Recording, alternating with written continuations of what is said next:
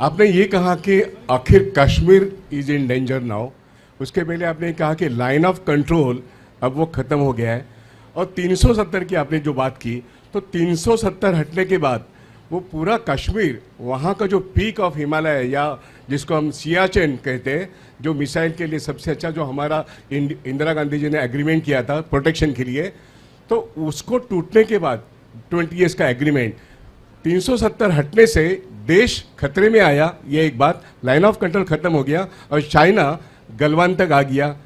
ये कितना रिस्की है, और हमारा सियाचिन वो अब हमारे हाथ में जाएगा या चाइना के हाथ में जाएगा? देखिए, अगर आप नक्शे पे कैजुअली सरसरी तौर पे नज़र मारिए, मैंने अपने दफ्तर में क्या किया है, बड़े बड़े नक्शे जो भी मिलते थे कमर्शियल, मैंने हर एक चीज़ के लगा रखे हैं, जैसे कि मैं देखता रहा हूँ दुनिया में क्या हो रहा है, इधर उधर क्या हो रहा है, दैट इज़ माई जॉब। तो आप ये देखेंगे जो सियाचिन है, it is sandwich today, because एक तो चीन, जैसे मैंने आपसे कहा था, ये हमने जब हम माने नहीं, ये आपको ये थोड़ी सी बात और बताता हूँ मैं, वेरी इंपॉर्टेंट। ये जब हमने हमारे अमित शाह जी ने कहा कि Aksai Chin is the part of Ladakh UT, उन्होंने ये बोला, और जब जिम्मेदारी ले ली शी जिनपिंग ने पाकिस्तान की भी, Xi Jinping came for the second informal summit with prime minister Modi in Chennai Mahabalipuram in October 2019। और जो एक खास बात शी जिनपिंग ने रिक्वेस्ट करी प्राइम मिनिस्टर से, जिसको हमारी मीडिया ने बताया ही नहीं, जो कि हिंदू का जो कॉरेस्पॉन्डेंट था चाइना में, उसने लिखा, मैंने वहाँ से देखा, वोंग ही फॉरेन मिनिस्टर था, who was part of that second informal summit. Xi Jinping told prime minister Modi that if you want peace in South Asia, you have to look at the triangular peace, peace between China, Pakistan and India. अच्छा, वो piece कैसे हो सकती है? China के साथ piece का मतलब ये था हिंदुस्तान की कि आप वो अक्षय चिन्ह को वहाँ से हटाइए, और पाकिस्तान का मतलब ये था कि आप कश्मीर में बातचीत शुरू करिए। हमने उसको नज़रअंदाज कर दिया। ओनली आफ्टर दैट अप्रैल 2020 में, because you did not take their request of Akshay Chin, consideration of Akshay Chin seriously at all, you dismissed it.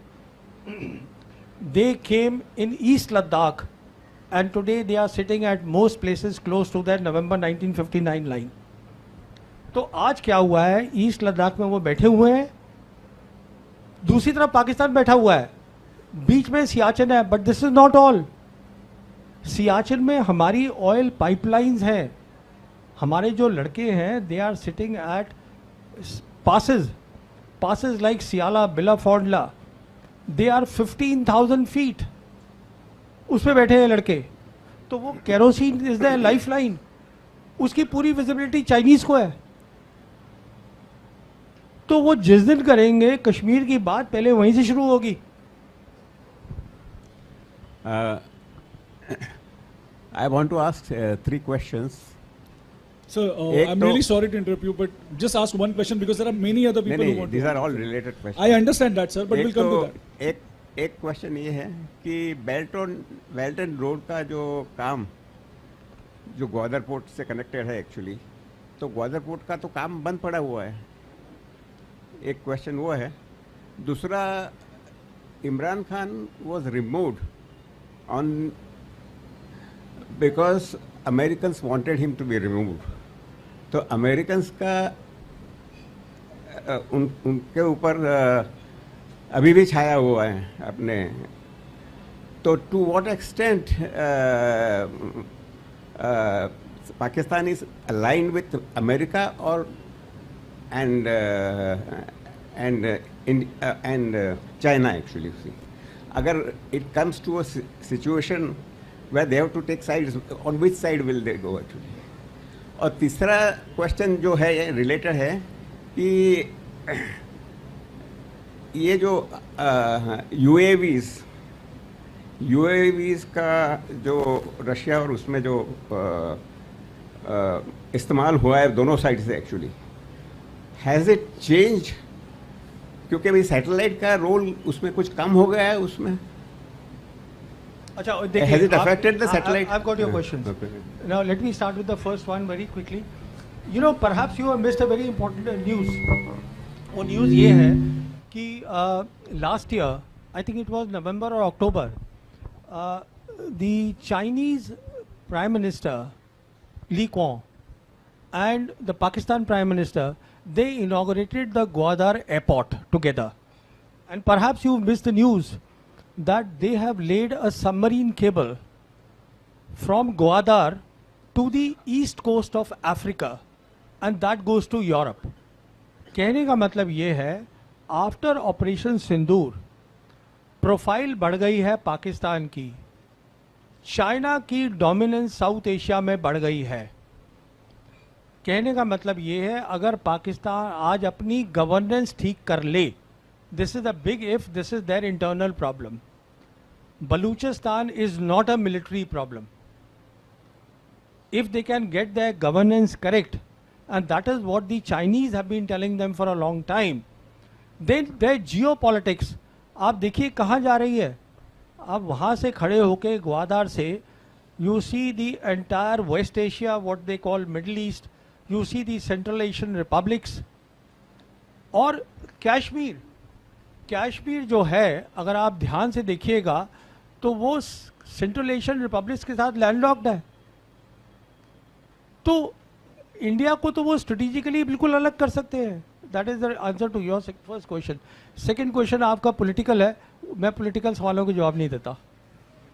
Third question आपका है यूएवीज के ऊपर. देखिए, यूएवीज का अलग रोल है, सैटेलाइट का अलग रोल है. They are not aligned, you know, they are entirely different. In fact the future of UAV is artificial intelligence in UAVs where. अच्छा, आपको एक और बात बताऊं. पिछले हफ्ते president Putin has announced that we are now building a army, a robotic army as a separate arm.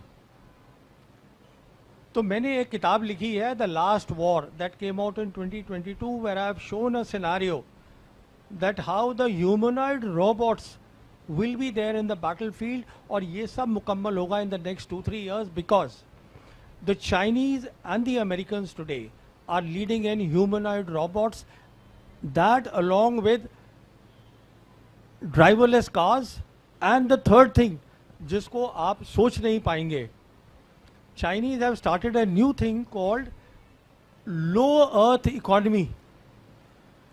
उसका मतलब ये है कि ज़मीन से लेके और 1 किलोमीटर की हाइट तक, now they are using that for economic purposes like robo taxis, and they are saying that by 2030 this will give them $20 billion.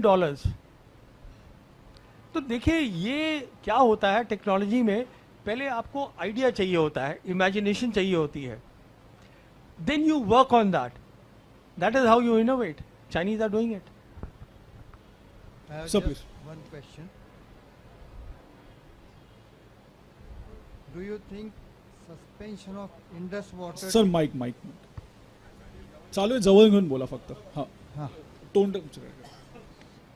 I have just one question. Here. Do you think suspension of Indus water treaty is a wrong decision?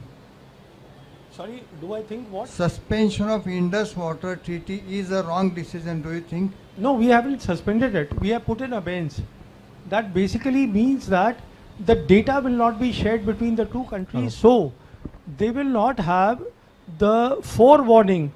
Because देखिए, Pakistan is a agriculture economy, कि वो drought होगा, कि floods आ जाएंगे वहाँ पर. If there is no exchange of data, official उनको नहीं बता रहे, हम नहीं बता रहे, plus we are threatening them कि हम अपने रिजर्वॉयर्स बना लेंगे. वो आप कुछ नहीं बनाएंगे, because they take time and investments, और तब तक चाइनीज़ विल कम इन. तो हमने बेसिकली जो किया है, it doesn't go well with our profile of wanting to become a major power. ये छोटे मोटे मुल्क होते हैं ना, इधर उधर कुछ कर दिया types. When you are a major power, you have to think big. That's my thinking. Right. So Firoz. basically, I Firoz, think, if you can sit down because we are going live. Oh, sorry, and you're coming in front. sorry. Thank you. No, I thought, okay. No, I think Lavrov coming to India for the RIC is very, very important. India needs to come back on track on the BRICS issue. G7 is not our home actually. That's one part. The second thing, you mentioned a very important term called mowing the lawn. People here may not be aware, but that's an Israeli term for what they regularly do in Gaza and the West Bank. So this Israeli mentality that is coming into our government, that is also a reason for the loss that we faced in the current Sindoor operation. We think that Pakistan is some kind of a Gaza or something. It's not true. The third element, I think we need to go beyond this term of terrorism as a central problem. It is in for the world because we have ISIS and Al-Qaeda ruling in Syria, and those are the terrorists that America has brought into Syria. And the point being that I think it's high time that we realize that what they do in Kashmir to the Lashkar-e-Taibas and the whatever, we are doing the same thing with the BLA and the Tehrik-e-Taliban over there. So it's a cross-border terrorism on both sides, and it's high time that the peace movement in India spoke on the issue. See, that's all I I'll say. request you Thank to ask question. No, that's all I like. Thank you. It doesn't matter. You know, I just want to make one clarification. See, Sergei Lavrov is not coming for RIC alone. In my assessment, he is coming for the coming visit of President Putin. President Putin is supposed to this year, because we have this agreement that there's a summit meeting, alternate, in Moscow and India, in Delhi. So it's President Putin who is supposed to come here, and plus, of course, he's coming here to resolve other issues. In my estimation, the two big issues are that India needs more of S-400s, India needs more of BrahMos technology, and India needs to, and the Russians need to hear from the Indians about the de-dollarization move that is going on in BRICS. Because as I said, the BRICS summit is there on the 6th-7th July. So, isme already the proposal has gone from the Indian side, and the proposal is that we are open to the idea of the digital trade, because हमारा जो UPI है इसको हम बढ़ा सकते हैं. तो अब वो कितना दूसरी कंट्रीज़ को एक्सेप्टेबल होगा नहीं होगा, that we will see. That is our proposal.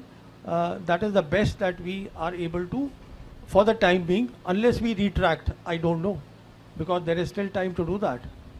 So वो मुझे मालूम नहीं है. और जहाँ तक G7 का सवाल है, देखिए हम G7 के मेंबर नहीं हैं, एंड अगेन यहाँ पर एक हाइप बनाई जा रही है. ये एक G7 के बाद एक ऑब्जर्वर ग्रुप को बुलाया है जिसमें India is not alone. 2 other BRICS members are there. South Africa and Brazil also are invited. So, and in any case, as far as I am concerned, it is no feather in our cap. I'll tell you why. Because today G7 and the EU, they are torn. They are rudderless. उनको पता ही नहीं है वो क्या रहा है. तो why are we going there? B.N. Kumar. Hi, sir. With all the discussion that happened so far, I get the impression that it is not Operation Sindoor, but Operation Blunder rather. Was it too early for us to have agreed for the ceasefire? And once upon a time, we were looking at, the world was looking at China plus strategy. Is it not the right time for us to look at US plus strategy also? देखिए, as far as Operation Sindoor was concerned, neither side wanted to escalate, because both sided. हमारा जो था objective was only to show our people, this was in my assessment the objective of the government, कि हम अंदर घुस के मार सकते हैं. And their objective was basically to learn the lessons. Not only have they learned the lessons, the Chinese also have learned the lesson, and I'm absolutely certain that their top military officers would be confabulating and doing a lot of briefing and debriefing and making the next strategy. तो दोनों का, neither side wanted escalation, but दोनों side को idea हो गया है कि अगली लड़ाई जो होनी है, अगर हम अपनी पॉलिसीज नहीं बदलते, वो तय है, तो वो कैसे लड़ी जाएगी वो समझ में आ गया है. अब जहाँ तक आपने प्लंडर की और दूसरी बातें करी वो पॉलिटिकल इश्यूज है, मैं उनमें नहीं जा रहा हूँ.